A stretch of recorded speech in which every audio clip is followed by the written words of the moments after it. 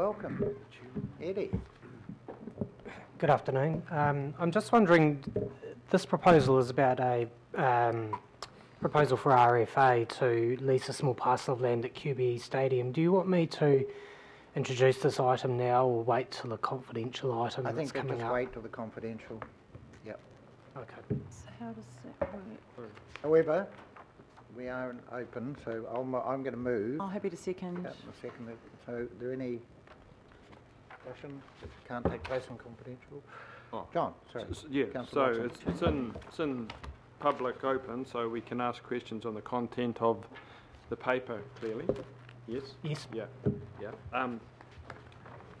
So yeah, no, I'm all for utilising the stadium as well as possible, and RFA have certainly done a good job of that in the last couple of years of increasing the number of groups that are going through there. I just want to question one apparent contradiction in the report as to the location that this facility would be centred.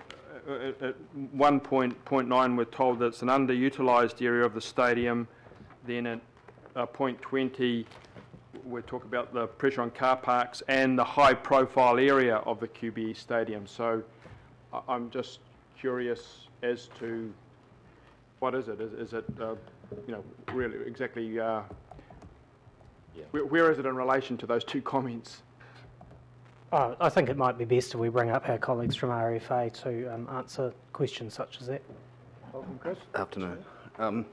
So, Councillor, that it's an unused piece of land that we've got from a development perspective, from a building perspective at the moment. It currently does serve a purpose as part of the car park, but we're also in the process at the moment of sort of reassessing our whole car parks and actually creating some further car parks within QBE at the moment.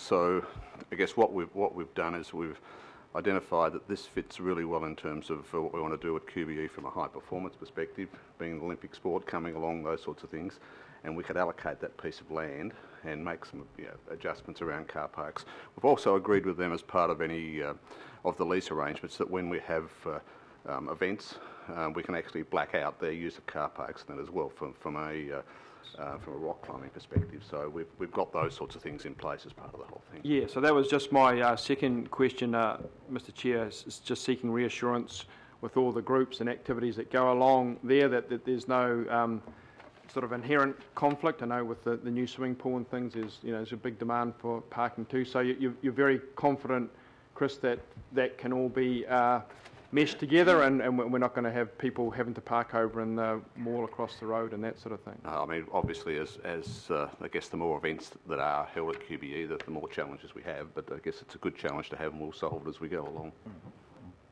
Okay, thanks. We go to item 14, which is Unlock Avondale, and we do have a mover in Councillor Cooper and a seconder in Yes. Councillor Cashmore. John and Letitia. Thank you, Mr Chair. John Carter's actually still on his way back up, and in the interim we've got Gary Jackson here. Gary Jackson is a research analyst in our team, and he has done all the painstaking research into every property that formed part of the Avondale High Level Project Plan and many other things that come before this committee. Gary does all the initial research and due diligence on, so he's something of an Avondale expert for us. Now, this item should be fairly straightforward. It went to the Planning Committee earlier this month for the Avondale High Level Project Plan. The High Level Project Plan was approved by the Planning Committee. This is a procedural item seeking approval from the Finance and Performance Committee to approve the disposal of the property that was listed in the High Level Project Plan, being 93 to 99 Rosebank Road, Avondale. Happy to answer any questions, Mr Chair. Just clarify, part lot 26, allotment 7, parish of Titirangi. What? How does the Titirangi come into it? That's what it comes in. That'll be the planning, just a lot number. Through the Chair, it's the legal description. Okay. Councillor Pilipana. Thank you, Chair.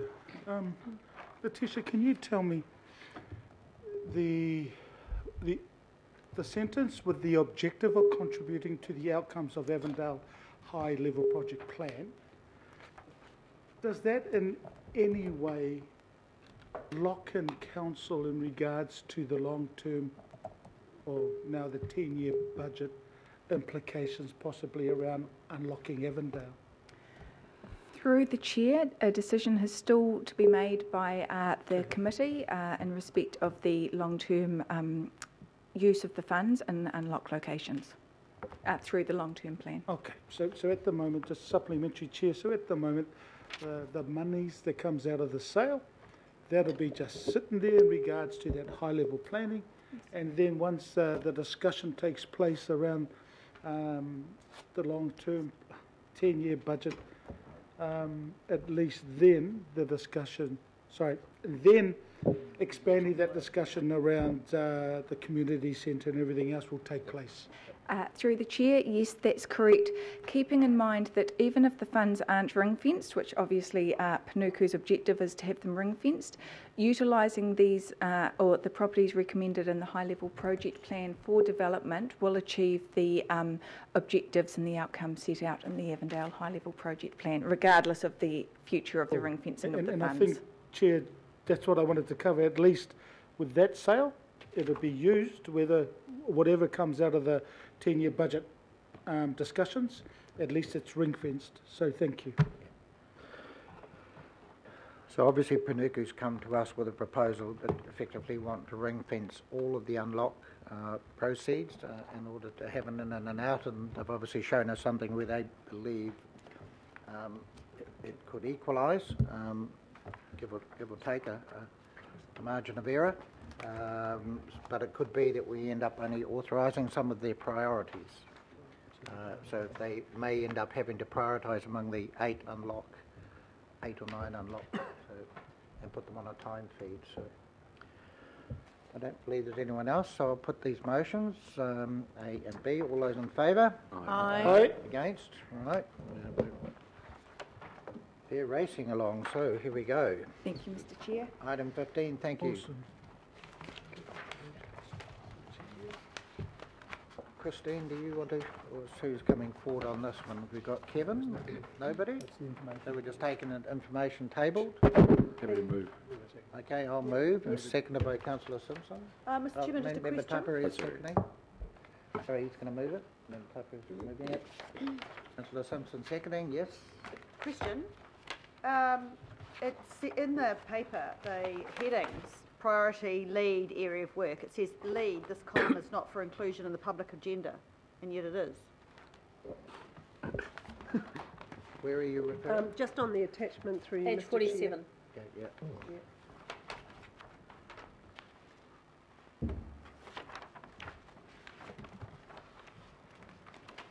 All right, I didn't say that, Mr Chairman. We'll just close the agenda and move on.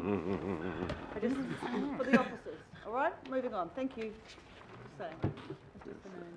In here, it's that. Yeah, we should have hidden the column. It's all right. Yep. Move on. Just stating. So we now know who to talk to. So Matthew is actually obviously the acting CFO for the council. So, right, so we've got a mover and a seconder. I'll put the information. All those in favour? Aye. Aye. Against? Right. There are no extraordinary items, so would... Mr. Chairman, I'm happy to move the confidentiality. Yep, thank you, Happy to Councillor second. Purchase, seconded Councillor Walker. We don't need to read it out. We all know what it is. We're all cognizant of that. All those in favour? Aye. Against? Right. So we'll just clear the room, and then we'll have Eddie come back again, and Chris perhaps.